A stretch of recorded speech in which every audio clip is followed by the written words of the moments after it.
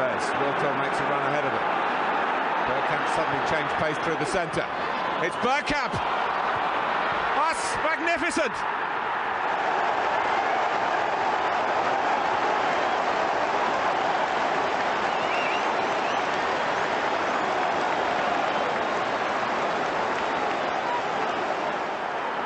The move, and then this, which left Dabby's ass totally stranded. Hello and welcome to ABW Live. I wasn't really doing a tweet, thinking I forgot to put on live. Anyway, it's Aston Villa 0, Arsenal 1. Isn't that the second time we've beat them home and away this season, haven't we?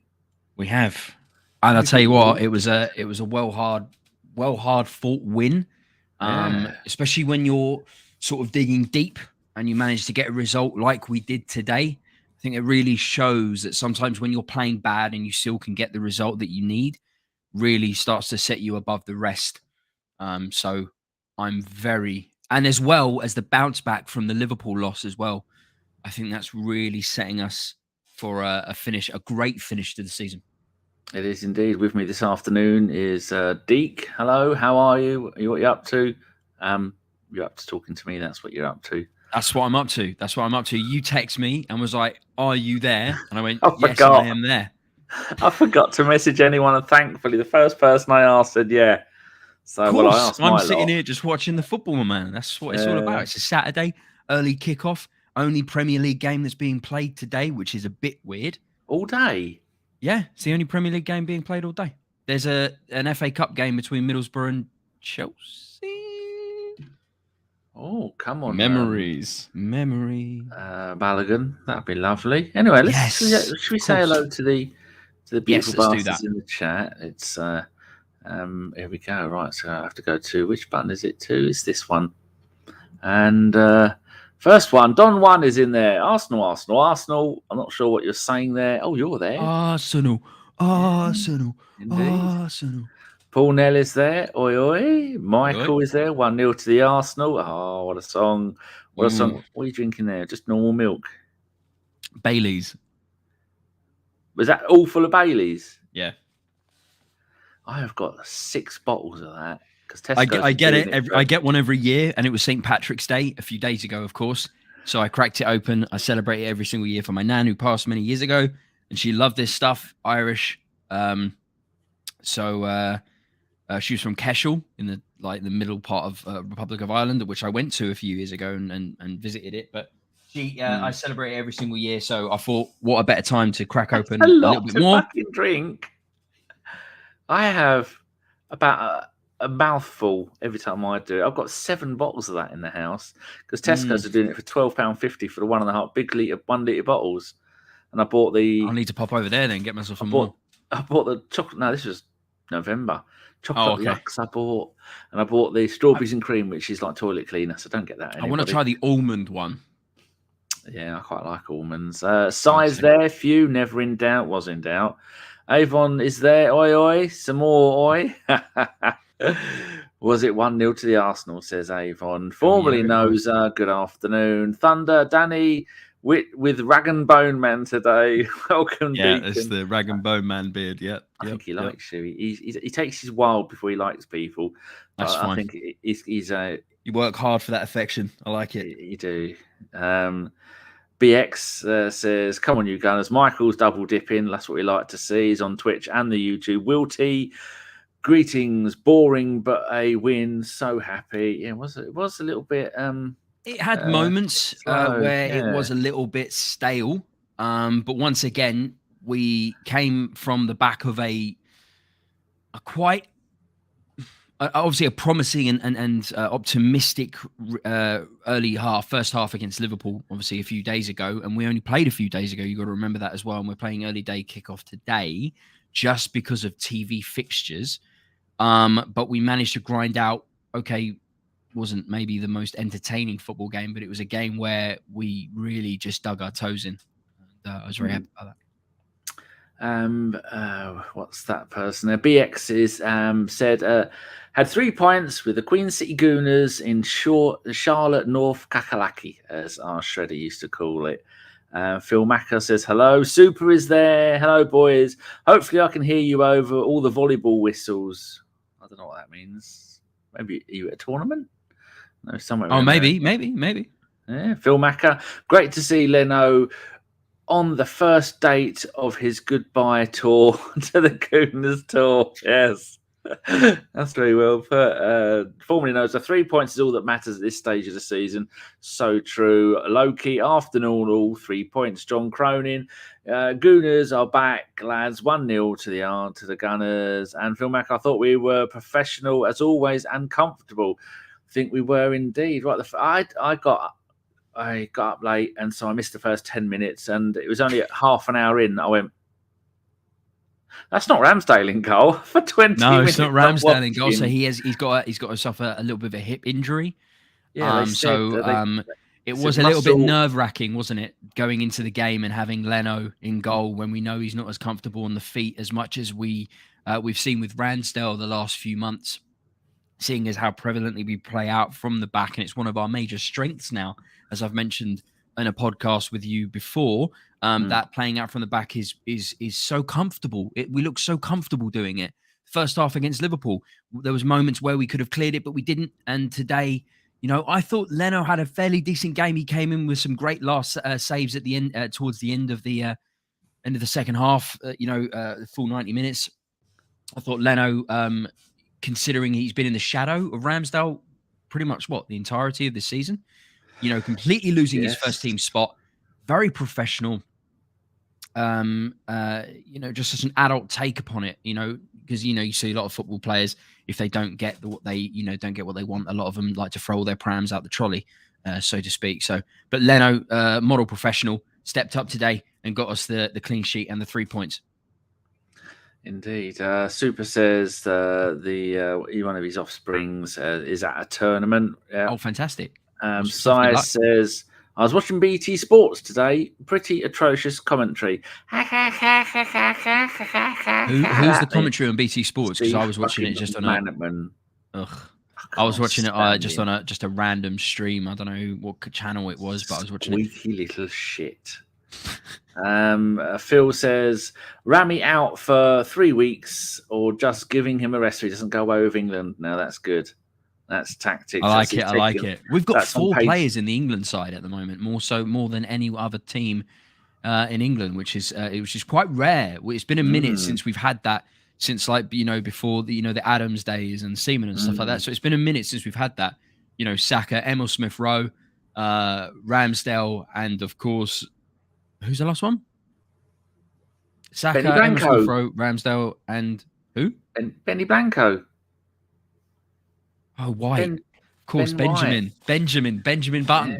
Yeah. Benny Blanco, as we like to call Benjamin him. had another brilliant game today. There was a few moments where Leno was a little bit skittish and didn't really assert himself with his presence in the box, which is something that Ramsdale does quite heavily. But White came in and saved his bacon a couple of times, which just shows that he's just got that ability to really just step up in moments where he's not had to normally necessarily do, and very much rely on his keeper.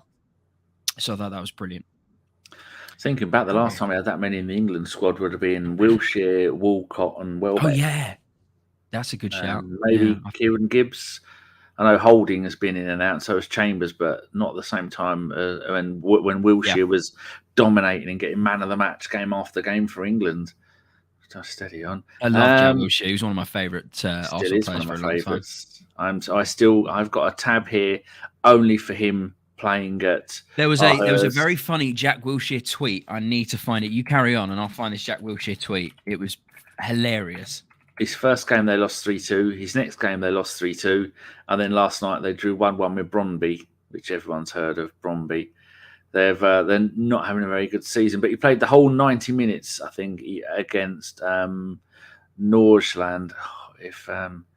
If Chris is listening to that, the other Chris, then he's not going to be happy about that. Mr. Waffle's there, David. Albert is there. Hello, you. All formerly known as Savage, probably. Savage, what's that mean? Don't know. I forget what we were saying. Context. Hannes. Context. A lot of it is, the problem is we'll talk about something and then we'll take a tangent and talk about something else. And then we'll come back to that and go, What does that connect to again? So if you could just give us an idea as to what that was connected to in regards to the Savage moment, that would be great. Of what the hell I'm talking about. Hannah says, love seeing these players celebrate with Leno at the end. I missed that. I was busy getting all this shit ready. And they said Ramsdale ran on and gave Leno a big hug. Is that right? Yeah. Oh. Ramsdale even took a picture just on the side of the pitch and going, it's an unusual view for me today. But he was it's not like, see, I know that we get a lot of, Arteta got a lot of flack, and and I'd be a hypocrite to say that I also jumped in there and gave Arteta a bit of flack as well with regards to who he got rid of in the team with not a lot of explanation, Aubameyang being one of them. Obviously he's doing very well at Barcelona, but we're doing well without him. There's no problem. It is what it is. You just kind of got to go on with it and move on. But I've never seen such a team in a very, very long time that get on so well like they do, as well as players that are competing for the same spots on the pitch. It's very, very rare, and I'm enjoying that moment. I found the Jack Wilshere tweet. Hold on. I found the Jack Wilshere tweet. Let me just read this out to you. So this person tweeted out, took a gamble on Jack Wilshere, atted him on Twitter and FM22. 4 appearances later, he's out for 3 months. Next person responds, are you surprised? Laughing face. Then the guy responded again, and he goes, then he complained about me not signing enough people in midfield, wanted to transfer away, not realizing he'll fail his medical no matter where he went. I've got an injury release clause on him as well, but I'd rather him suffer in the under-23s. Jack Wilshere found this tweet and then went, mismanagement, if you ask me. Can't lie, this made me laugh. It's brilliant. It's fantastic. I think it's great when you see someone like that. It really says a lot about their personality in getting involved on that level and having a good joke and a bit of banter about himself as well.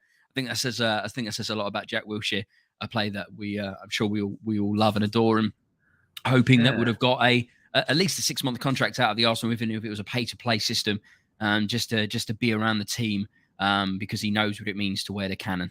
That's for sure. I follow him, but I've only just seen that tweet from It's quite recent. 89, but he doesn't tweet enough about him playing for AGF he doesn't in Denmark. Yeah, he's doing all right there. I don't think he's even got it in his bio. I've not seen any of the games yet. I don't know what his stats I think I'm on Bet365. I might have to check that out. So Phil says, I was worried that the Leno might have gone rusty, sat on the bench for so long, but he did good. I think so as well. I think Leno he put in a standout performance considering exactly what was said there. Rusty. You'd think he would come on like his first kick of the ball. I didn't feel any uncertainty. Uncertainty, which was very rare. Because normally when Leno's, having a stint in between the sticks, when the ball's played to his feet, everyone, takes a deep breath. Because he hasn't played in all the cup games this season because he barely played at all. In from. He played in. I think his last game was the 9th of January against Nottingham Forest. He played the full 90 minutes, and then before that, it was the quarter-final because he was dropped for the semi-final games against Liverpool. He was on the bench for one and not included in the other. So that's his first game for 2 months. So and before that in the league, he played the 3 games against Brentford, City, and Chelsea, where we just got battered for 3 games. And he played 3 games in the League Cup as well. So his last League Cup game was the near the end of December. And this is what I'm saying. Putting in the keeper of when he's gone through that already in such a short period of time. I thought he had a good game today. Today. Yes. Right. So, we put more points in there. Noza says Alba sulked and played poorly before he left Dortmund. He's doing the same at Barca. Is he doing the same at Barca? I've not heard anything about him. He's doing good at Barca. He's got a goal almost every other game now. Every game scored the winner. He's a good striker, but if it means getting rid of him to improve team cohesion, which is clearly what's happened here, I'll take that. I'll take the bullet. Our service was lacquer for not passing to Herb Garden and shooting badly instead. I don't remember that bit. Avon, Leicester, Wolves and Villa games last season, 3 points. This season, 18 points. That's 3, 6, 12, 13, 14, 15. Well, because we comfortably beat 9. 3, 6, 9, 18. I can't count what 6 times 3 is, but they are three of the teams that last season were around us, and now they're still around us, and we've beat them all. And he won't get the credit for that from some places on the internet. We looked once again. I know it was a well hard fought game, but as I said, we came on the back of a disappointing 2-0 loss to Liverpool, which we all knew was happening. But we played very well, but we needed to bounce back. This was a statement game, and those sorts of statement games come in the shape and form of 1-0 wins, especially when you're playing badly, but you can still get the result. It's leaving me nothing but optimism for the final games of the season. Nothing but optimism. Me too. Let's get on to the game. The first thing I put 26 minutes. Leno looking confident from the. I think they had 2 or 3 corners in a row, and he was looking pretty good, wasn't he? So, like you were saying, it's good. Yeah, overall, I thought he had a great game. It was, he got to touch the ball quite early on in the first sort of 10 minutes. Cleared the ball down the right hand flank out to Saka, but he looked comfortable. He didn't look nervous on the ball like he did when we started to try and play out the back with Leno in goal. I thought he's obviously done a lot of work behind the scenes in the training ground, working on his ball to feet, and it showed today. That's for sure. Just looking at WhoScored.com and their bullshit ratings, every single Villa player was in the 6s, apart from Bailey, who got a 5.9. And all of Arsenal's players are also in the 6s, apart from Benny Blanco got a 7.1, Partey 7.1, and Saka got a 7.8. So he was 0.6 above any other player on the pitch. What was Smith Rowe's rating? Smith Rowe got a 6.6. Okay. I thought he had a fairly decent game. He drifted off towards the end of the game, but he started the game very, very strong. Very strong. The first game that he's played the full 90 minutes in for a while as well. My next note, 29th minute, free kick on the right side. Saka and ESR take it. ESR crosses it into the box. Bit of a kerfuffle, and it comes back out to Saka, who spanks it home. I think we're starting to see a little bit more from him doing that, aren't we? Having pot shots from range. He's got the skill and he's got the power. And once he starts doing that, goalkeepers, because at the moment they can't stop him when he's cutting in down the wings. And once he starts getting these on target, and like the commentators were saying, I can't believe he's only 20 years old. He's only going to get better. He's got another 14 years of being able to do this for us. He's only going to get better. Do you know what? I've shared it before. The little video of Cedric teaching Saka how to swim, which I had a chat with you about it on the post Liverpool pod. Right.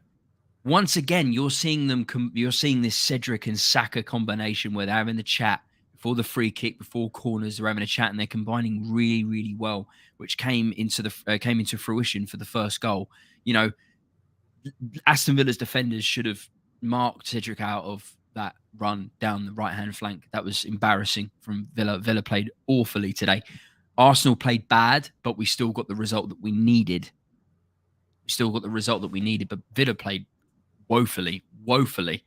But that was beautiful. Cedric putting the ball in and it coming back. Luckily, there was a lot of men in front of Saka when he took that hit, but the confidence to take the hit and just drill it home and hope for the best. Not a lot of players will take that confidence, because we saw Partey once again. He's having a few shots here and there.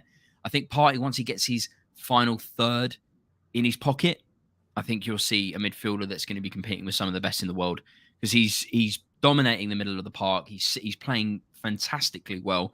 Just needs to work on that final third with whether it be a pass or a shot or something like that. As I said, I think he'll be competing for one of the best midfielders on the planet. Definitely. Our 2000th Premier League goal. Yeah, I think it said the stat was Man United. No, Liverpool was 2003, and I think Man United was 2,400 or 200. But yeah, so if that was a Spurs player, they'd give him a trophy and a DVD and an open bus parade. Did you see the Spurs account post a few days ago? They posted the goal that Lamela, the little back heel that he scored against Arsenal a couple of seasons ago, and everybody just on the post were just like, "You do realise he got red carded that game, and you still lost the game, right? Why are you promoting a goal where the guy that scored the goal got a straight red card later on, making you lose the game? Why are you posting this? Because it's Spursy. Because it's Spursy. That's it. Good point here from Sai. Ref booked Xhaka for his third foul, but it was his first. And hashtag everyone out. The commentator went, the commentators don't even like us. And he went, that's his first foul. And Xhaka's going, well, I haven't done anything. I haven't done 3 fouls. And then the ref did this. The ref did that. As if to say, they're there and there. Idiot. Meanwhile, what you've got to remember, before we go on to that, the Mings thing, which he did follow through.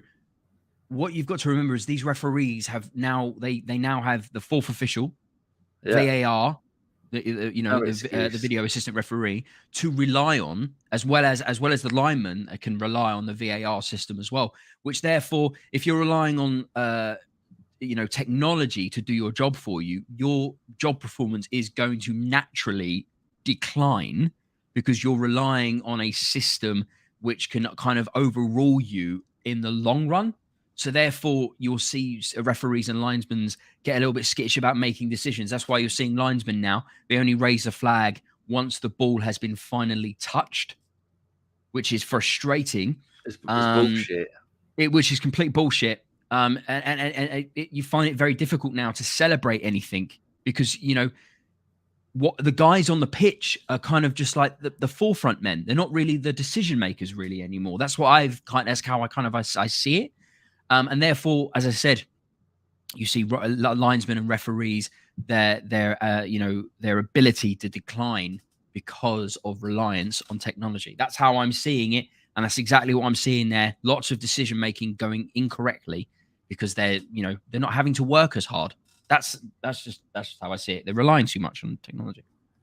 Agreed. Noza says we're learning how to grind out results, which is really important. Phil says I would have given a red for the bad foul on Saka. He was off the ground, and that had been Xhaka enough said. Yeah, but I think I agree. He was sliding on the floor, and his feet. I agree. It's a tricky one because the problem is about that. He won the ball. Mings won the ball off Saka, but then followed through and made contact with Saka's ankle. The problem is, he won the ball, but he is dangerous and reckless, and he's not in control of his challenge. He's chucked himself in the air and he studs up. So as much as he won the ball, it's still classed in my eyes as a reckless challenge. The one other thing that really annoyed me as well was the McGinn push on Lacazette. Referee didn't even acknowledge it. It was such an aggressive push. That should be at least a yellow card on itself. That happened with Xhaka as well down near the right-hand side corner flag. Yes, I think it was with McGinn. He just shoved him. Yeah, it's getting really annoying. Albert says another stat from the game. Our 5th away win in a row for Arsenal. We haven't achieved it since 2015. That's true. Hannes. We're also the 2nd team this season to keep a clean sheet at Villa Park. I did not know that. That's a great stat. I like that one. Phil, how often do we hear commentators say a player got a card for a foul throw?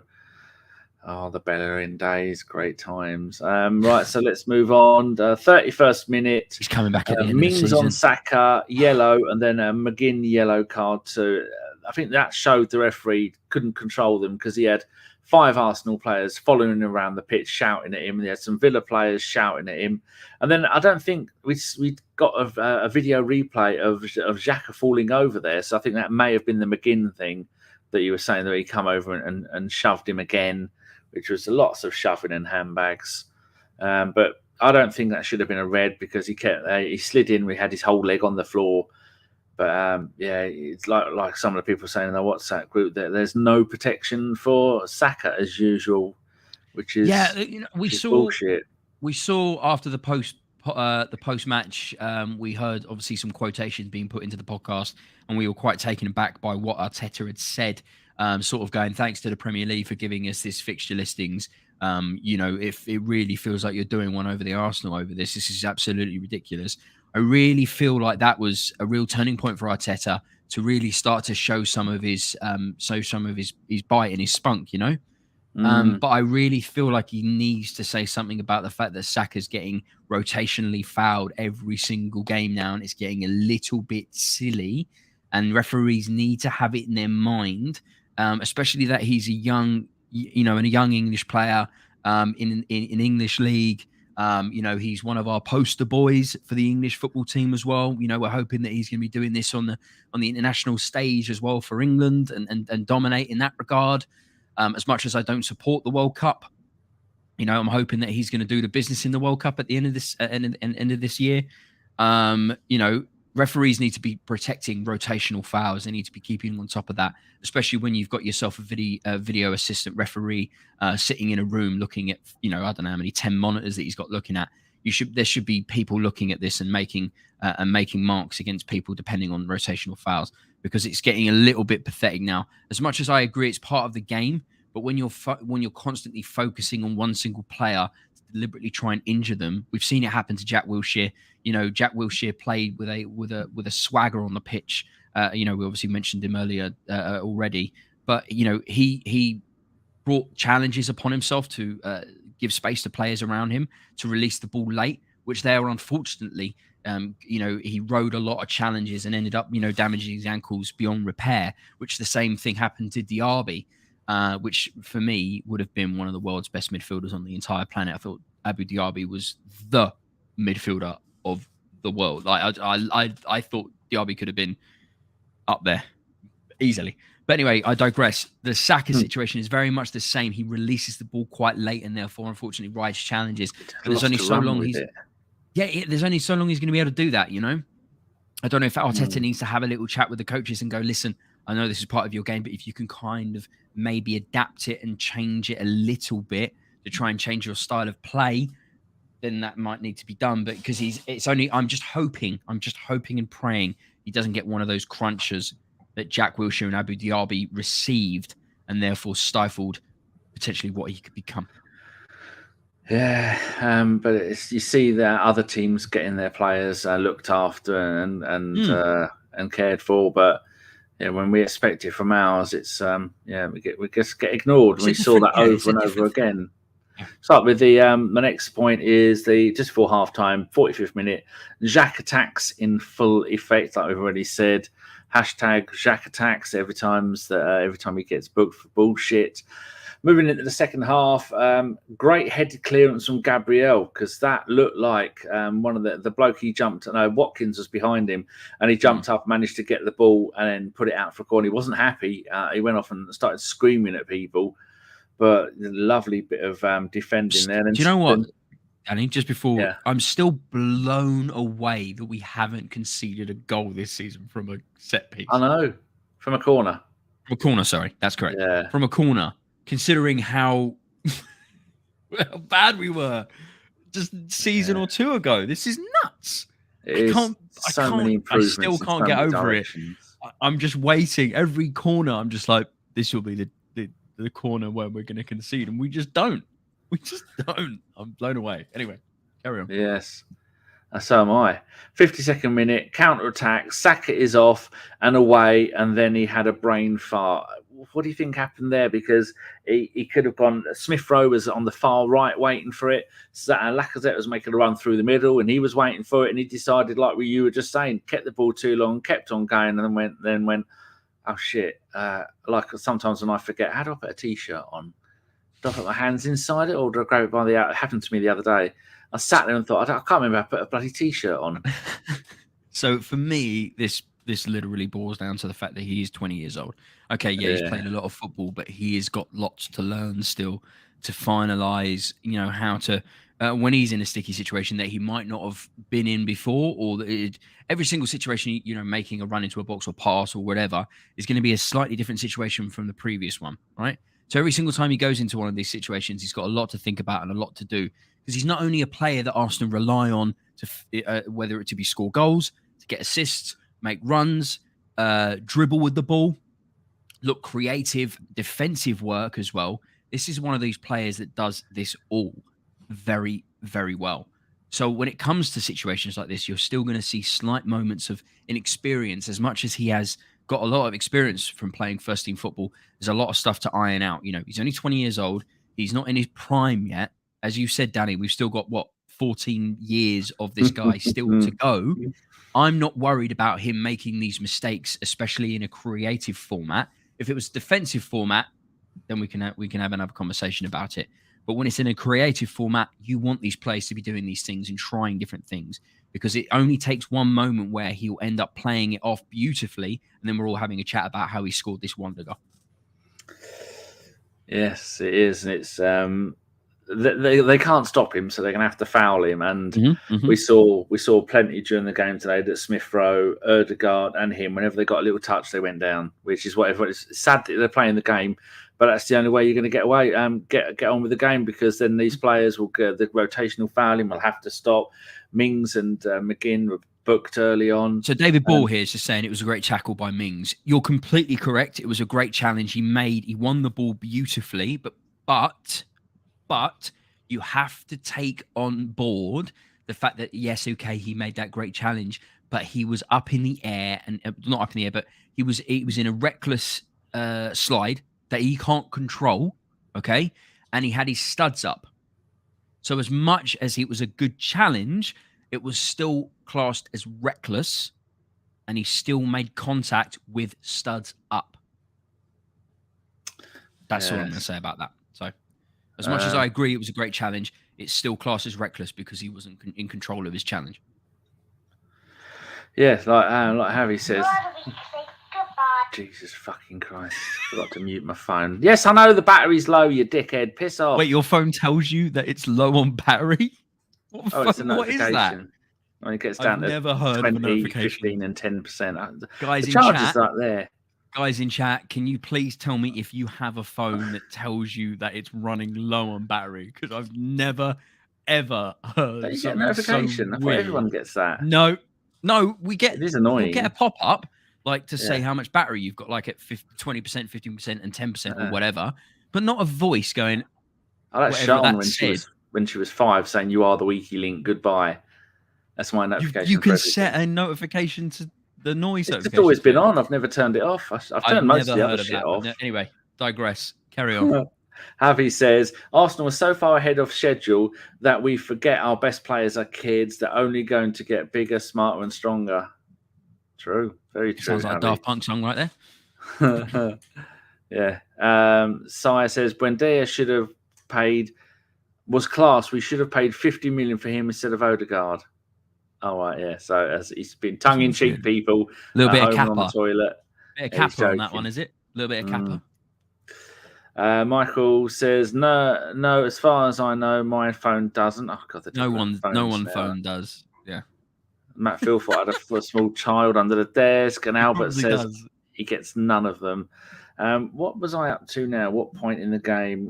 Counter attack, and so 63rd minute, another good long range shot from Saka, which we were saying earlier that he's starting to get these on target. Scored the goal with it.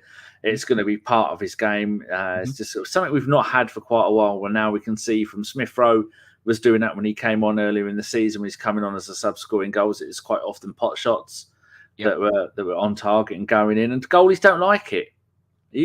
I'll tell all my players, I want all of you front, the strikers and forwards and midfielders, I want all of you to have 2 shots from, even if it's in the middle of nowhere. Because if you have 10 of them a game, maybe 1 might go in. I know we lose possession, and it's probably a stupid thing to do, but I like the idea of it. I completely agree. It wasn't very long ago where, the internet made fun of Arsenal, talking about how we like to walk the ball across the goal line. I don't feel like that's how we play anymore. I still feel like we play some beautiful football. There are moments where I'm like, wow, that was some stunning bit of 1-2 play and passing there, playing through the box or whatever. But I don't feel like we're at that point now where we're trying to walk the ball over the line in the goal, which is great that we've got that ability to be able to make the balance correctly.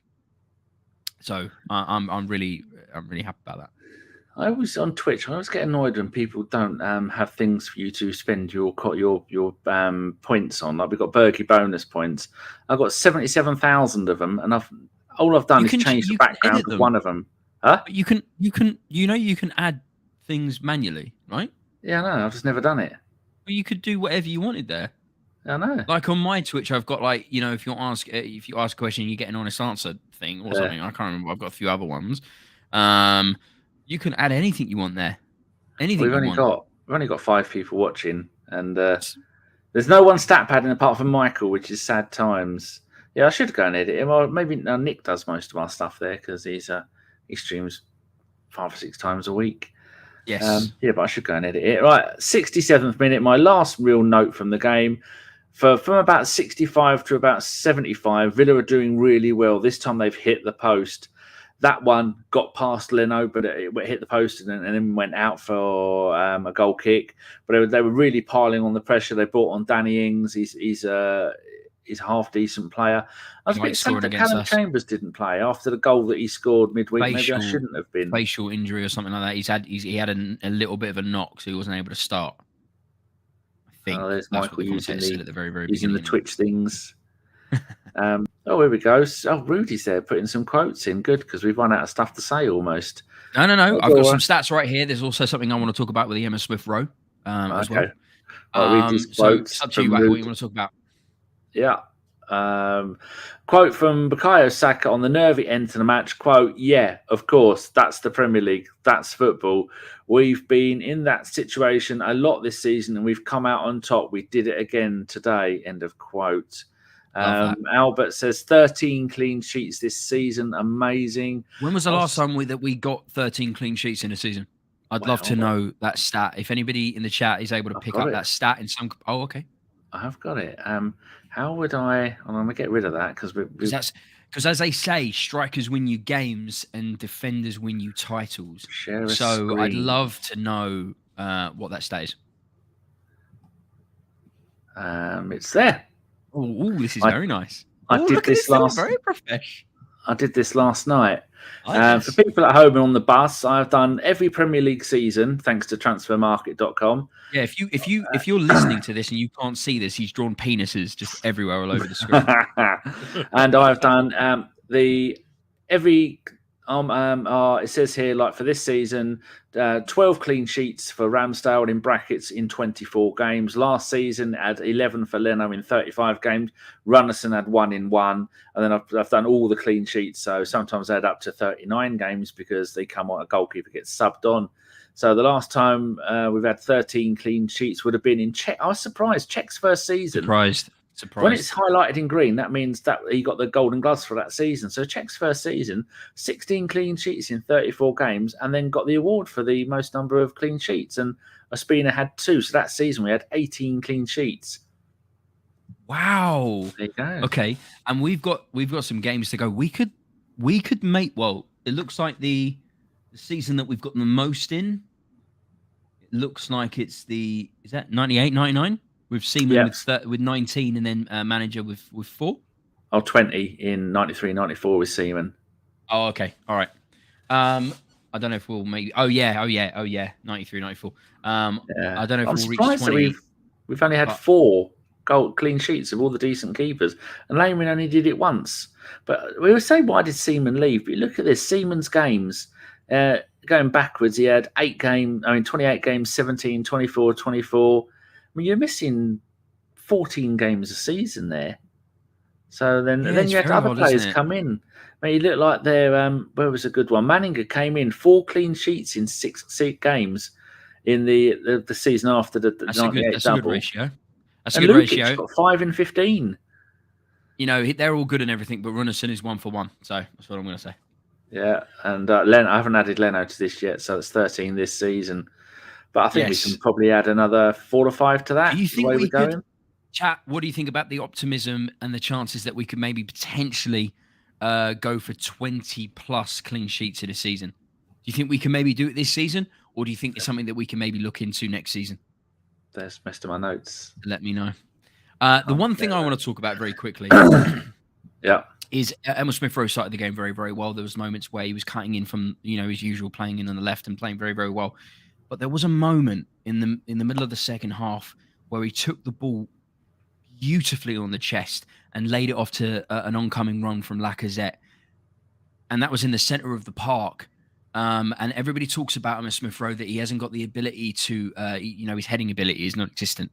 But it's just aerial threat and aerial presence isn't really there. But I think today there was moments where he showed that he does have, or maybe he's working on something behind the scenes where he's going to be working on his aerial presence as a whole. that takedown on his chest and then playing it off to Lacazette and making and him making the run was something that I've not seen him do since I've started to watch Emile Smith Rowe.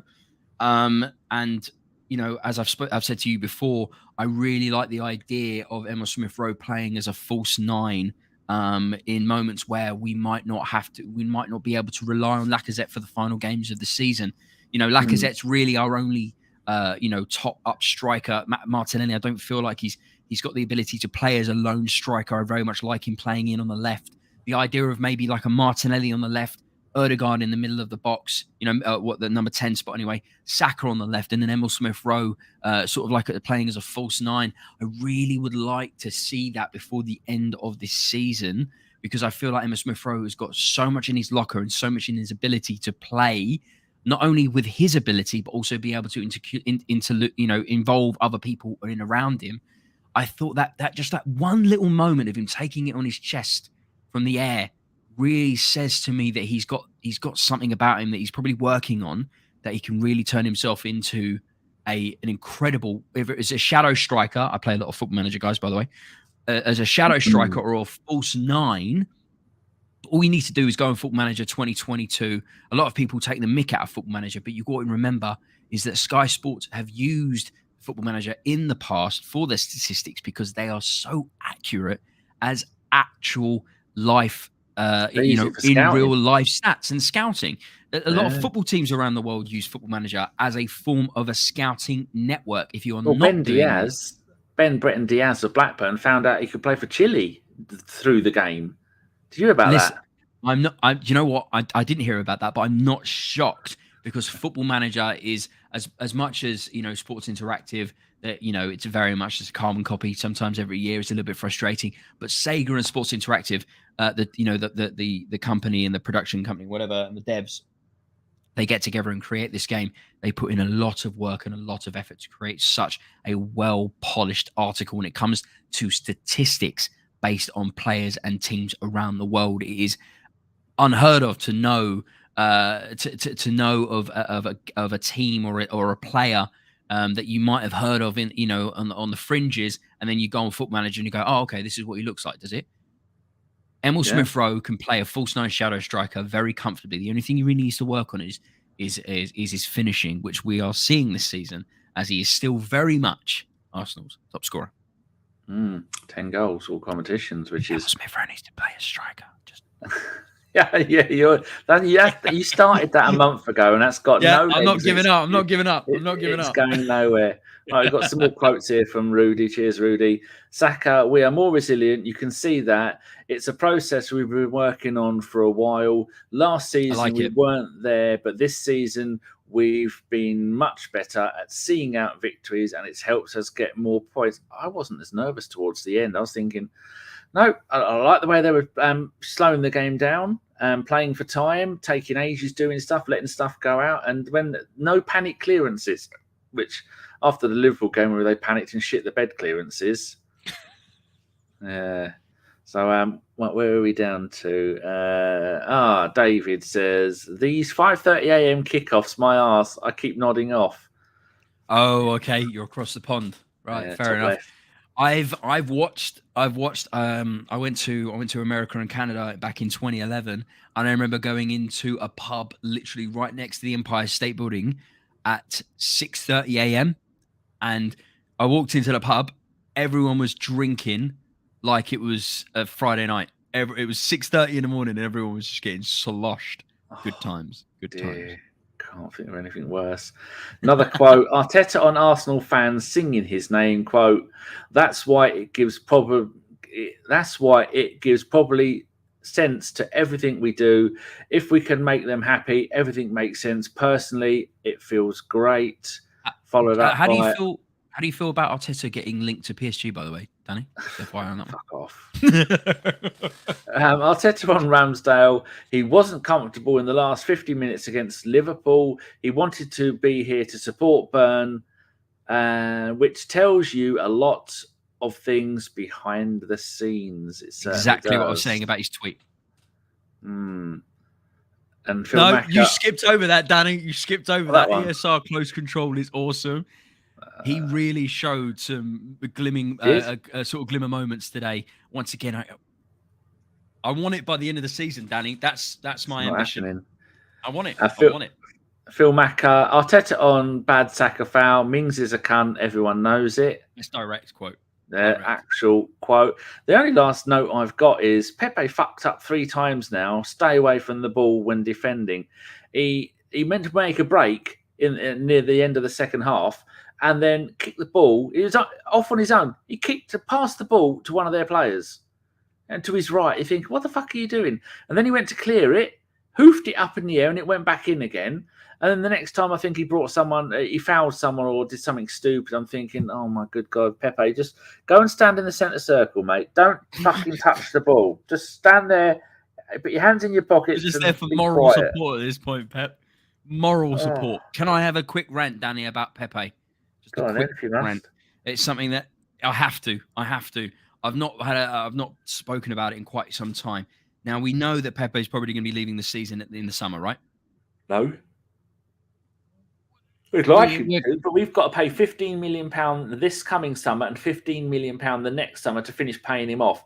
We won't get 30 million. So maybe if he'll go on loan back to France, we'll get $2 million on loan and still pay most of his wages. Maybe. That's the worst transfer in Premier League history. Yeah, but we know why. Because Arsenal, for some baffling reason, went, no, we'll not do scouting jobbies and we'll not do... who was the guy that we got from Dortmund? Sven Mislintat. Mislintat, thank you. I know it began with the name. I couldn't remember what it was. Mislintat. Yeah, so we went from that route to going down, the route of, it was super agents. Yeah? Yeah. And then unfortunately... Sure.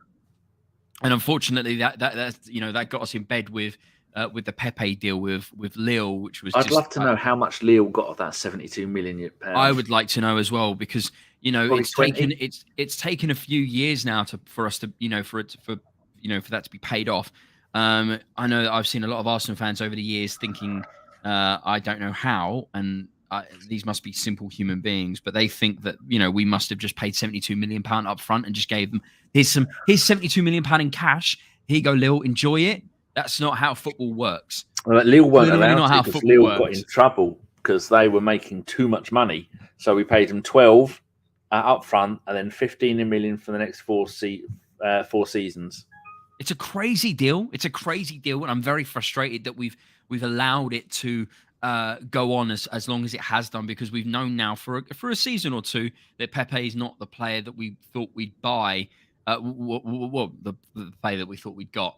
But it's frustrating because everybody knows that he played at Lille as a counter-attacking team, and we very much play as a possession-based team. It was always going to be very, very difficult for him to transition, make the change into the player that we wanted. And every single game that he comes onto the pitch, all it does is show that he's not meant to play for the Arsenal. It is a shame. He is a very good League One player. Ligue 1 player, but he is not a Premier League player. He hasn't got the confidence. He's got the speed, but he's like a fast Theo Walcott with no idea how to score goals. And he'll score some goals for someone, but he won't do it for... If you had to look back at that and go, how much is he worth, then you probably think 25 million on a punt, not 72 fucking million. I don't understand where that value... I don't even know where that valuation came from. Toadface made it up and stole all the money, and then the club sacked him off, didn't they? They got an accountant in from America who's an Arsenal fan to work for Arsenal, and he went through it all. And as soon as he turned up, Toadface was out the door. Yes, I remember that. Counting his money. I remember that. I sure. I saw someone say something over there about Pepe. Being involved in an FA Cup run and everything like that. The problem is there. It's like we're having to applaud players from doing their job. Don't get me wrong, like Pepe's had moments where, especially dead ball moments in the box when the ball's been played to him and he does that, curling ability with his left foot into the back bins or whatever. He's brilliant at that, but he needs to have so much. It's very interesting you say that Pepe is a confidence player. You've probably onto something there. But the problem is he's got Saka in front of him. He's knackered. He's going to be every week. Going he's nowhere. Not going to have any confidence because a 20-year-old is keeping out the most expensive player that Arsenal has ever signed, a 20-year-old academy-based player, someone who's cost us nothing. Okay. Yeah, okay, we poached him from Watford, but I digress. We poached him early doors. But we've got an academy-based player, 20 years old, who's keeping out the a player that we spent the most money on in Arsenal history. So his confidence is pretty shot, I'm sure, every week. But I'd still like to give him. I'd rather have him come on for Lacazette than Eddie Nketiah, because Eddie is. I completely agree with you there. I really think I think Pepe should have a chance at least one game. Yeah. Let's do one game. We have ESR playing a striker. Another game we have Pepe playing a striker. Because I'd like to see what he could do playing like that. That thing I was saying about Ben Breton, he's changed his name to Ben Breton Diaz because his mum is from Chile. And he never thought about playing for Chile. And then he was playing Championship football manager. And then he saw that he was eligible to play for Chile. I don't think he realised that you can play for that country if your parents or grandparents are from that country. See, like I can play for...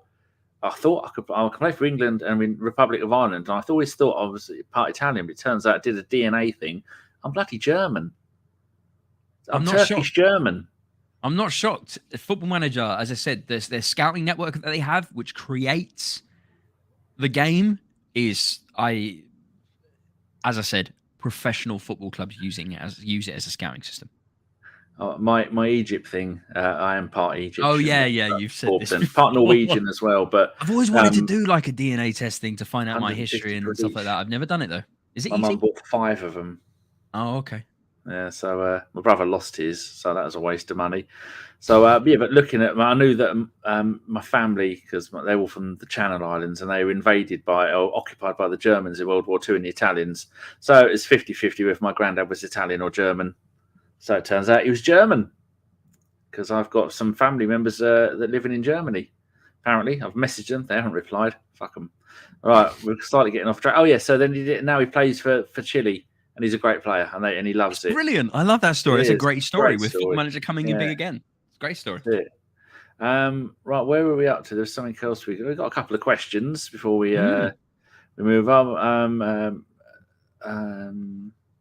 What have I forgotten? Travis Wally. Yeah, Travis is there in LA, enjoying himself. Probably lovely and sunny.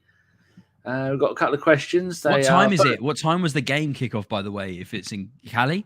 7 hours behind us. It's 8 hours behind. It's 8 hours behind, isn't it, Cali? 8 hours? Yeah, but they've gone summertime already. We don't till next weekend. Oh, okay, so 7 hours. That's early. So 12:30, so it's going to be 5:30. Oh, David's in that side. In Mr. Waffles is that time. Oh, okay. So that's the left-hand side. 5:30 a.m. for a kickoff. Fuck that. Not only would there not be a preview, there wouldn't be a post-game show because I wouldn't have seen the game. In fact, I think I turned my telly off at about 5 this morning. I went to bed early. Went to bed at 10. To be fair, I did see your WhatsApp. You were on like late. Yeah. Sean rang me at bloody midnight on the way. Oh, okay. That makes sense. All right. Phil Macker says, did you see on Twitter about Kane saying they competed for the title for a couple of seasons? Talk about deluded. I will never stop laughing. He's got to try and find purpose for his career at Tottenham, hasn't he? He's a guy that should have left Tottenham a very, very long time ago. Born and bred Arsenal fan. I'm not saying I want Harry Kane because he's past his best, that's for sure. The guy buries a penalty very, very well. But his overall play has definitely declined. Not to the he was, what was it, 30-goal a season striker, wasn't he, for a very, very long time. There's talk about Man United coming in for him. Man United, Man City, and all these big clubs have been trying to go in for him for the last 2-3 seasons, and he still hasn't taken the punt. It's a question now whether whether he wants to leave or whether Tottenham want to let him leave, or he feels like he's got the ability to go on and make that next level statement. Do you know what I mean? Whether he's got the confidence to take that step up and become the player that he's meant to be. Let Kane carry on with his copium. Give him a bottle of copium. He'll be fine. He'll be fine. It was nice to see that his brother's being kept busy with his one client, which is hilarious. Have you seen it? No, it's ridiculous. I haven't seen it, but that sounds ridiculous. He's all dressed up, booted and suited at his desk with all his stuff around him and his laptop. He's obviously an Apple laptop, because people who don't know anything about computers always buy an Apple laptop and go, "Why have you bought Apple? Huh? What processor is it? Because it's that, isn't it? What memory? What hard drive? Huh? Unless you do graphics. I've got an external. It's fine. Yeah. Unless you do graphic design, you don't fucking need a £4,000 Apple laptop just to have a spreadsheet agree. on it. But as they say, the famous quote, "Fake it till you make it." Fake it till you make it. So he's only got one client, and that's his brother. Fucking idiot. He's not had a lot to do there in the last few years. No. Like he's got a journeyman on the books or something. Question from formerly knows how many fouls do the opposition have to commit before they get a yellow card? FYI, Xhaka only needs one. It's ridiculous. We covered that. It's an absolute piss take, but that's what they do.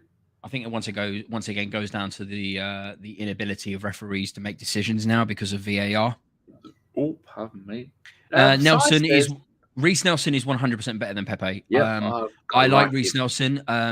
Another socks down player. I completely agree. I really felt like he should have. I don't know how well he's done. He's at Feyenoord, right? He's doing all right. He started by just coming on in the on in the last 5, 10, 15 minutes. Now he's starting. I really wanted him to not get on loan at the start of this season. I really wanted Reece Nelson to have a chance. I thought he had a good summer with Arsenal in the pre-season. I really like him as a player. I thought, a run of games, 20 games a season, I think you could really start to see what he could show and what he could do. He's quashed a lot of his technical ability. If you watch some early videos of Reece Nelson, he was one of those, what we call a techers player. He had some techers about him, and he's kind of not got rid of it, but he kind of puts it on the back burner when it comes to playing in professional games, which is not a negative. But what I'm saying is he's got it in his locker. So what my thinking is, he's probably one of those confidence players, as we've all seen, and Arsenal have had to deal with confidence players throughout the years. I feel like if we get him a good run of games under his belt, I think you'd really start to see someone that can maybe, even sort of complement Saka on the other side of the park and really compete with someone like Martinelli. But there we are. Yes, and it's sad that he's one of the Halen boys, along with all three Willock boys. They've all gone now. And Maitland-Niles, another one who's going to be gone at the end of the season, who was the whole problem with him being at Arsenal was he didn't want to play right back, gone to Roma. That's where he's really playing right back, right midfield, not playing through the middle like he wanted to. But again, he's in Rome at the moment. Lucky bugger. Sai says Xhaka gets carded everywhere he goes. Mr. Waffles. Hey? Oh, no, I was going to say it would be odd if Xhaka didn't get carded. Yeah, if people are wondering why I'm wobbling, it's because I got backache. I don't know why. I agree with you. I agree with what you're saying, Mr. Waffles, in regards to you can't blame VAR for shit refereeing. It was long bad before VAR. All I'm saying, I didn't say it was good before. I can assure you. All I'm saying is that it's gotten worse. It's gotten even worse because decision making is now being taken away from referees and linesmen in decisions where it should be made on the spot. But sometimes they're relying very heavily on the video assistant referee. I'm not saying it was good before VAR. Can't stand VAR. But yes, I agree. Officiating in this country is woeful and needs to be better even before VAR. But I feel like it's gotten even worse after VAR. What needs to happen is the fans need to go, we're setting up our own league. You're welcome to come, and we're adjusting the fucking rules that make football better. The PGMOL, you ever had anything to do with them, you're fired. You'll never have anything to do with that again, and start it all over again. Because if we don't go to games and we don't play for Sky, we have all the power. I know that, but you're talking about a utopia. We're not going to get. It's never going to be that. You could have 20,000 people go who've got season tickets at the Arsenal and go, right, that's it, I'm not going. Arsenal know that there's going to be 20,000 people that are going to take their spots like that without a question, especially in these times where everything's so expensive, nobody can afford anything. I as much as you're completely correct, Arsenal know that, they've got 50,000 people hostage every Bloke year. was on the radio the other day and said he's waited 8 years to get a season ticket. Not shocked. But in life, when it comes to things, you're either the consumer or you're the product. In football, we are both the consumer and we're the product. We get fucked from both ends, which is it's football. They like that. We've been spit roasted by Sky and the Premier League, which is bullshit. I think we've. Arnie says Martinez man of the match for me. Is that a fair shout? I don't think so. I don't know. I like Martinez. I was gutted when we sold him, but £20 million. I don't like the grief he gets.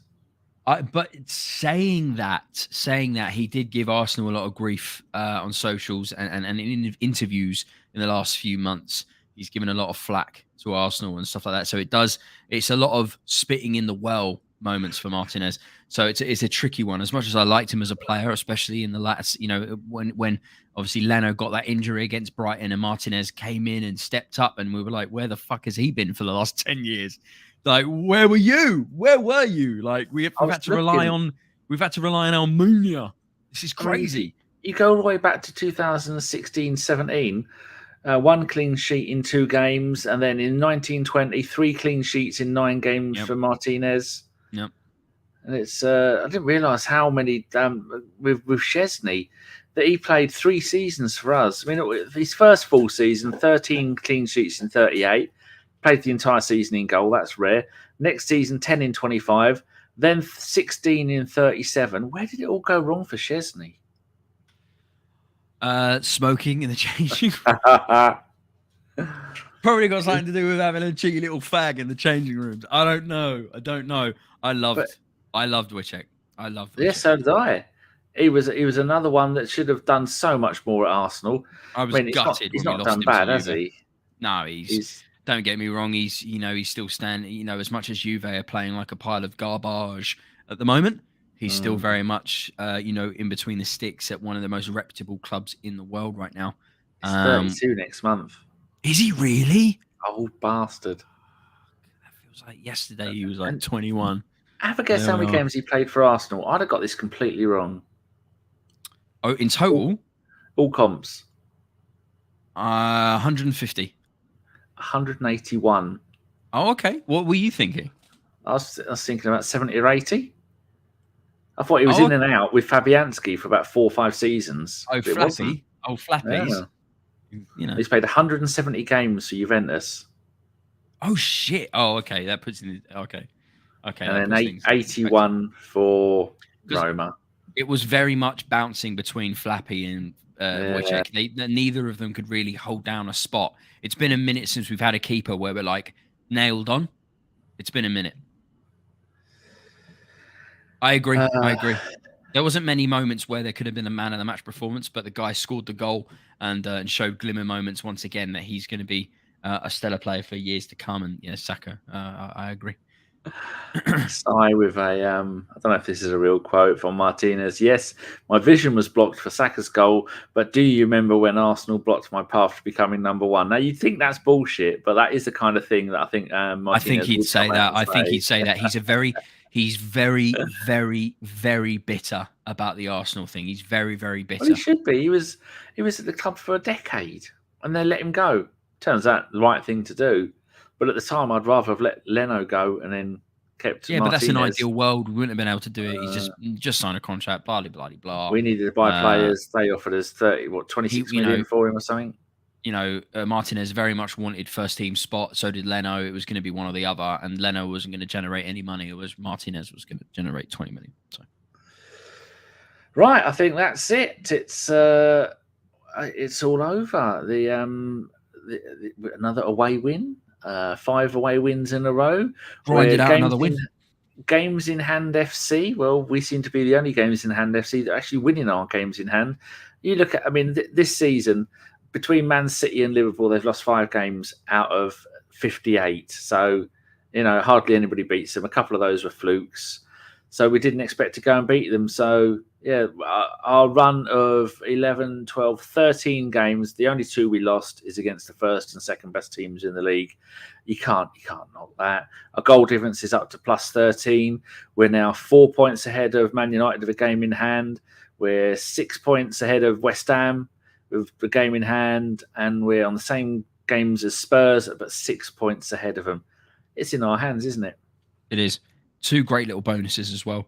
The fact that we bounced back from the loss against Liverpool, which was great, and the fact that we are now going into the international lull with a dub is brilliant. It's brilliant. Yeah. We're not playing now until the 4th of April. We've got Palace at 8 o'clock on the 4th of April, followed by Brighton, Southampton, Chelsea, Man United, blah, blah, blah, blah. They still haven't put in the fixture listings, the game against the second game against Tottenham. They won't, so we do. They'll wait and have that as the... Yeah, you know what I mean? So the fixture listings isn't finalised there and hasn't been for weeks now. Like, I've been looking at it for weeks going, hold on, we've only played Tottenham once. As much as that sounds great, we still need to play them a second time. So they haven't added it to the fixture list. So I'm going to be intrigued to see where they jam it in to try and fuck us over at least one more time this season. As Arteta has rightly said. Like with the Chelsea game. So I think we can go. Palace are a decent team, but hopefully they'll get through in the FA Cups and they'll be more concentrated on that. Brighton have lost 6 games in a row, easy win. Yeah, well, do you know what's quite weird? Because we played them obviously, last year in the same season, and it was was it a difficult 0-0? I'm pretty sure it was like a difficult 0-0. No idea. It was a really boring game. Yeah, it was a 0-0, 2nd of October.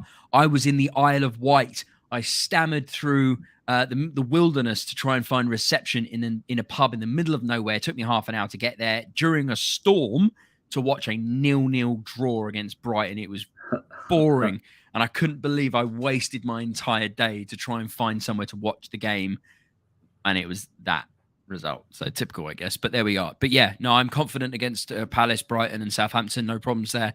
Then we've got Chelsea and Man United with a 3-day difference. 20th of April, Chelsea, and 23rd, Manchester United. So it's going to be an interesting one. Yeah, Albert Did says, you miss? Oh yeah, did you miss him? Bloke's a fucking idiot. It looked like. Well, the funny thing is, they tried to do it in the Liverpool Arsenal game, didn't they? Someone tried to anyway, and then somebody successfully did it again in the Everton game. The irony is they're trying to talk about how they want people to stop using oil, right? Yeah. The guy used plastic cable ties. Josh pointed that himself to the fucking post. This is the same old dribble, virtue signaling, horseshite, where they're like, yeah, do better, but not me. Yeah. Idiots. There's other ways you can do it, but no one's ever going to fucking listen. So it doesn't matter. Do what you want. It's rubbish. We've actually we've got some merchandise that we've made that we're hopefully going to be selling soon. It's this one. It's hashtag Carpenter out. So if anybody wants that, you'd be serious for a moment. I was like, oh, okay, I'm interested. They're £2,500 each, but we guarantee that Chris will sleep in it before we post it to you. For the more discerning gentlemen, we have hashtag fuck Ellis. And just for Ellis, we've got one, hashtag piss off Carl. So these will be available on our shop, www.www.co.uk.net.cam. And £25,000 each. If you want one, let me know and we'll sort one out ASAP. Actually, we have actually got a proper mock-up of. Have you really? Of a proper T-shirt that we are going to do. Where is it? It's that on the front and it's this on the back. So it's loading. Right, this is the front of it of ABW. I like that. It's clean. Bit boring, but this is the bit. This is the bit I did. Look at that. Nice. I like ABW that. ABW inside the tent. I've got someone when are these going up? I'd like one. Yeah, I've got someone in the UK, lives in Ramsey, which is about 15 minutes from me, 10 minutes. So It's a woman. She works on her own. Everything is made in the UK. I want T-shirts that are made in the UK. All the print stuff is made in the UK. And it will be very, very cheap. £1 fish, very, very cheap. So we're going to do those. I'm going to start to try and get those organised in the summer. I want more colours. So where that one is black with white writing, I want a yellow one with blue writing and maybe a red one with white writing. I want the yellow and blue. Yellow and blue, baby. Hell yeah. Yes, but then people have to send me the money, gift it to me on PayPal, and then I shall sort it out and get it posted to you. Sounds good. Oh, But people are putting stuff in the chat. Waffle said he wants one. What now? What are you beeping at me for? It's the child under the desk. If you haven't already liked the video, guys, make sure you like the video on YouTube. If you aren't already following on Twitch, make sure you do that. Make sure if you've got a Prime subscription as well, it's free. Hit us up with a Prime subscription. Get it up there. Let us know that we're doing a decent job over here. Danny works really, really hard for the ABW pre, post, and special podcasts as well. So if you want a way of showing how much you appreciate Danny and all the work that he does over the years for ABW, go and do that, guys. Go and show some support. Danny's always tweeting on Twitter. Retweet it, share it for next time as well, guys. Make sure you do that and share these pods as well once they're done and post recorded. Share them about with your friends. Let's get the Arsenal boys in here. The Arsenal fans that actually want to have Arsenal conversations without any stupid questions, because we've got nothing but clear questions in here, haven't we? Nothing but clear questions. I always forget to do that. Josh has started doing that as well, because I always forget. I just come on here and have a chat with people. No worries. Sometimes you need to remind people, because we've got 29 likes on the YouTube video at the moment, so a couple more likes. You get it to 1 million, and I'll stay on for 24 hours. Subathon. We could do a subathon. talk about football for an entire day. As long as people don't actually use their own money on Twitch, because don't ever do that. Give that to people who do this for a living. Arnie wants to know how much does shipping cost to Iceland. I don't know. I'll find out this before I post all the stuff.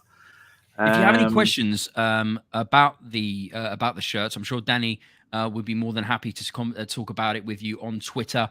You can obviously reach him. What is it at the GFP? At the _GFP. Yeah, that's the one. There you go. Don't bother doing it. If you genuinely have any questions, if you genuinely have any questions about the shirts, which I'm very interested in looking at as well, just reach out to Danny. Don't forget. Don't just wait for now. Contact him on Twitter. Message him. Ask him about what the prices are, just to remind him, because obviously he's got a lot going on with the pod. So just ask him, remind him, and so he can write it down and get the information back to you, so you can get that shirt sooner rather than later. And they're not going to be done to make money. They're not going to be 20 quid each or anything like that. I don't know how much she charges. There will be a little bit more than just a bug standard made in Taiwan T-shirt that is printed in China, because giving the money to support your local businesses. So, yes. Phil, yes, that's another thing, Phil. I will be making sure that we get sizes. I go to, what's it called? The shop I buy my T-shirts from, Bad Rhino. They do up to 8XL. So what I might have to do is buy those T-shirts from there and get them printed for people, because it fucks me off when I go and buy a T-shirt. Although I'm only a 4XL, I wear an 8XL, because at the moment I've got this, it's all the way down and covers up my knees, almost down to my socks. So all my T-shirts I want huge. If I'm wearing one out, it's usually a 5XL. So I'll make sure that they might cost a bit more, but because I'll show you where I go and buy them from. Just go to I just forgot what it was called. Bad Rhino. Really nice place for T-shirts. I've got about 20 T-shirts from there. Matt says the face of the guy that was cutting him free. That was good. Oh, Albert says they look pretty, which is good. Phil, make the emblem huge and centre. I like it there, because it very much replicates an actual football shirt and a badge and a football badge. I understand what you're saying. She also does embroidered versions of the badge, and I'm thinking maybe an embroidered one, but that sometimes it pinches up when you wash it, because I tumble all my stuff. So I'm going to try out with both. Or maybe not tumble it then. Maybe just air dry it. I can't do that. I don't live in Huntingdon. Just hang it on the back of a chair in your front room. Cats will it'll be covered in fucking hair. It'll look like a mohair top. Well, it'll be covered in hair regardless. Get back into the cupboard. Ooh. Danny, I completely agree, Phil. Mr. I'm going back to bed. Cheers, David. What's this? Is this your? Oh, it's your. Tell people about it. Yeah, I just wanted to quickly, Danny. Obviously, guys, you don't know me. I've been around in the ABW the world sphere for a number of years, but I've been in and out. 6 years ago, the first time. IRL stuff has been getting in the way and stuff like that, and hopefully I'm going to be featuring more prevalently now on ABW and chatting with Danny and you guys about the Arsenal. But I have just set up today a GoFundMe If you guys are interested, it is not for me and it's not for a human being. It is for an animal. My little man, his name's Teddy. He's a little 8-year-old cat. And he needs a little bit of money, a little bit of help to help him get his diagnoses with regards to an illness that he's got, and possibly future care, whether it be a CAT scan, pun intended, or an MRI, and some future medication and stuff like that. So every little helps, regardless of whether it be you donation yourself or sharing it on your social media platforms in some capacity. Danny's put up the link to the GoFundMe on the screen right now from my Twitch, which is Deacon Entertainment. So if you could, and in any way, shape, or form, if you can help me out in raising a little bit of money for me to be able to get my little man, Ted, the help that he needs and the help that he deserves, I would super duper appreciate it. What's wrong with him? So we believe that he's got polyps, which is going to be Up on the the bum? inner ear. No, in the inner ear, which he always gets recurring ear issues and irritations. Cats But get it's a got lot to the like point. they get ear mites, don't they? Yes, they itch but it and scratch at it. Yes, but the problem is now, since Wednesday morning, he's now developed a problem where his leg doesn't work properly now, and he can't walk properly, and he can't use his feet. It's his right foot. His right foot properly. He can't even scratch with it.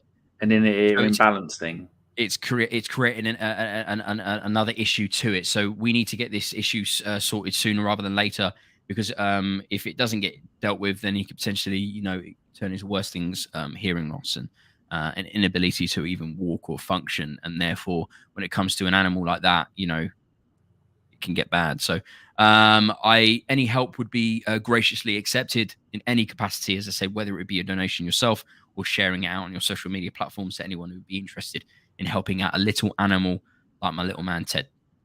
It says that it hasn't come up in the chat. Oh, you did it on Twitch, didn't you? I did it on Twitch. Okay. I can do it on the YouTube. Hold on. I'll do it on the YouTube. It won't let you. Oh. Yeah, we've got things like that blocked, so I think I can do it. No, it works. It works. It's there. I've put the GoFundMe in the YouTube, guys. If anyone's interested in any capacity, as I said, you don't know me, but I'm hopefully, as I said, I can feature more on the pod, depending on when Danny remembers to message me, or press the send link on Twitter to give me the link to the StreamYard, where he was like, "Where are you?" And he's like, that's because I forgot to send." Because when you go from monitor to monitor, you've got to click on the other monitor and then do it. So I'd only clicked it once, so it didn't do it. So if they can't do anything with it, I mean, I've got insurance for my cats only if they get injured, and it costs me about 18 quid a month for 4 cats. But I've told these, if you get injured, I'd have them put down. If that was my cat, it's horrible to say, $4,000. I wouldn't spend $4,000 on a cat. I wouldn't. I'd say something you're being put down. As much as I love my cats, I couldn't justify $4,000. So what are you going to do if you can't afford it? Well, we're going to do everything we can. We're going to do everything we can to get to that point. So, and you can't tell the vets just to burn all the notes, to go and get insurance and then do it. There's no way around it. I know, right? I know, it's so annoying. It's so annoying. The funny thing is, obviously, we've moved. I moved from London at the start of February. So Ted hasn't gone out or done anything. So we were like, oh, he's hurt his leg and he's not even gone out. He's not even an outdoor cat. So he's just roaming around the house and he managed to hurt himself. But we, as I say, we. Oh, the other night when you're doing the show. Was that because of his ear? Yes, exactly. So I was like, wow, this is absolutely dog shit. So I'm hoping that we can. I'm quietly confident that we can raise the money. Quietly confident, but as I said, every little helps. So if it is something that interests you, a lot of people give more when it comes to animals than they do human beings, and I completely concur with that sentiment. Well, my cats are all 11 and 12. The two of them are 11 and 2 are 12. So putting them in the bin. But mine are really careful. I'm lucky around here. But again, Betty she degloved her leg at one point. Do you know what that is? No. She would jump. She must have got caught on something sharp and ripped the skin just below the knee joint, and I was looking at her in the hallway. She sat there, and I'm thinking, she hasn't got a white leg. Looked closer, and she degloved all of her skin from her leg, just like you've gone scissors, cut around it, and it had rolled down like a sock. And she was just sitting there looking at it. She wasn't in pain. I went and got it fixed. It cost me £1,100 fucking pounds. And the insurance company went, "Oh, we're not paying for any of that lot." Yep, that's exactly what happens with this insurance company. So as much as it's good to have insurance, a lot of the time when it comes to these big procedures, which is what we're going to have to go for, the insurance companies are like, "Nah, you're good." Well, she was only about 2 or 3 at the time. And I couldn't put her in the bin at that age. But 11 or 12, you're going in the bin. A lot of you. Yeah, Ted's only 8, so I'd like to keep him around a little bit longer. I like some of my cats more than I like the others. Yeah. Favoritism, Danny. Favoritism. But anyway, thanks for letting me plug that. That's all right. Yeah, man. I appreciate it. As I said, he's my little man. He's my furry son. He means a lot to me. He's pretty much like a therapy ginger. cat. My favorite. And he's ginger. He's a ginger boy. Yeah, but he has a soul. As I say, gingers don't have a soul. This one, Ted has an actual soul. So, and he's literally my therapy cat. He gets me through some really, really difficult times in life. That's for sure. So, as I said, thanks for letting me plug this on ABW. I really appreciate it. Yes. Well, I think that's it. I'm just going to go and have. You were twitching the other night, weren't you? And then I twitched. Yeah, I streamed. Not last night, night before. And I'm going to be streaming again. Maybe tonight or tomorrow night. I'm streaming Raft at the moment. So if you guys are into survival-based games, I'm streaming Raft. What was it you're playing? Oh, Raft. I bought that. I bought it because you said go and buy it. Yeah, I love it. I've never played it. So I'm doing a brand new save at the moment. Hardest difficulty, permadeath. So if you get knocked down and nobody saves you, that's it. The save is done. You lose everything. So it just makes things very, very interesting. Chapter 3 for the game is going to be coming out at some point this season. So there we go. Yeah, it's a cat. I know. I call him my furry son. He's a cat. He's a cat. He's a ginger Tom. Thank you very much, Phil. It's super appreciated for the $5. I really, really appreciate it. But yeah, he's a cat. He's not a real human being. But I want to try and get him the help that he needs so he can be able to live a fruitful life for how many years he's got left on the planet. So I'd appreciate it. Yeah. Thank you, Loki. Keysby Knight says Ramsdale injured at the start of an important run of games. You worried? No, he's not really that badly. Not worried. Not worried. He played injured through the Liverpool game. It's obviously not something serious. He was at the game today. Maybe not on the bench, but he was at the game today. I'm not worried in the slightest. Phil says, and now we've got the international break, so it can work in our favour. This means he won't be playing for England, and they'll have a nice little rest. But they're going to know him. He'd play for England if he could, because the rest of their goalkeepers are shit. It looks like almost both of the other England goalkeepers could get relegated this season. Nick Pope at Burnley. And it's going to be interesting to see what happens to Everton, isn't it? Yeah. I don't want them to go down. I do like Everton. Phil, I appreciate it. I really appreciate it, Phil. We've been waffling on far too long, an hour and 20 minutes. Jesus, well done everybody who stayed with us, because most of the time it was like an Alex Jones conspiracy theory. It went off in every single direction. At no point did they ever tie up any loose ends. Did you see Alex Jones shaking hands with Mike Tyson last night? Oh no! Cheeky little break of the internet with that one. Oh dear, I'll have to go and look for that. If you don't already know, Mike Tyson does an energy drink. Go and check it out. It's hilarious. It's banned in the United States. Was it called Black Death or something? No, it's called I don't know. It's called Black something actually. Yeah, it's very funny. I just googled it. Mike Tyson energy drink. It's called. Hold on. It is called Black Energy. It's just called Black Energy. It's literally what it's called. It's got a lot of stuff in it. It's got a lot of things in it, but it's banned from America. So, all right, can ignore that. Right, we're gonna go. Tell people where they can find you on Twitter and on the Twitch. So at Deacon Justified on Twitter. I would only recommend following me if you're into politics, because that's generally what I tweet about. But if you're interested in following 4 Cats 2 Dogs, awesome. That sounds expensive. But if you're interested in following on Twitter, it's just it's there, Deacon Entertainment.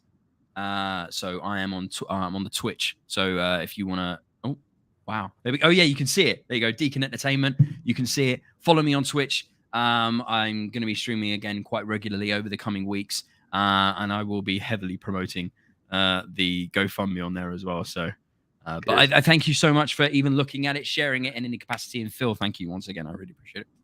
Lovely. Right, people, we will be back on, I think, Wednesday or Thursday. We have got an Aston Villa fan, the one who I was on his podcast, 17 years old, really nice kid, really knows what he's talking about as well. And I said, do you want to come on ours? So far, he's the only guest. So most of my lot will probably ignore them WhatsApp messages, apart from Femi, Carl and Josh and Nick. The rest of them just ignore. Oh, James does, but James isn't well at the moment. John's got a new job. So getting a new job, so he should be on. But Chris, congrats. Dead to us. Yeah, he was put a horrible video. It must be getting worse for him because Arteta's doing the business now. Oh no, he's back on now. He's back. Is he back on now? Is he? He's back, okay, fantastic. Yeah, like an on and off girlfriend. Yeah, he's back in the cult of Arteta, and it's full steam ahead. Right, we're going to go, people. Thank you very much, and we will see you later. Oh, thanks, there you guys. Go. Formerly Noza. What a way to end the show. #Carpenter out. Pirate out, baby.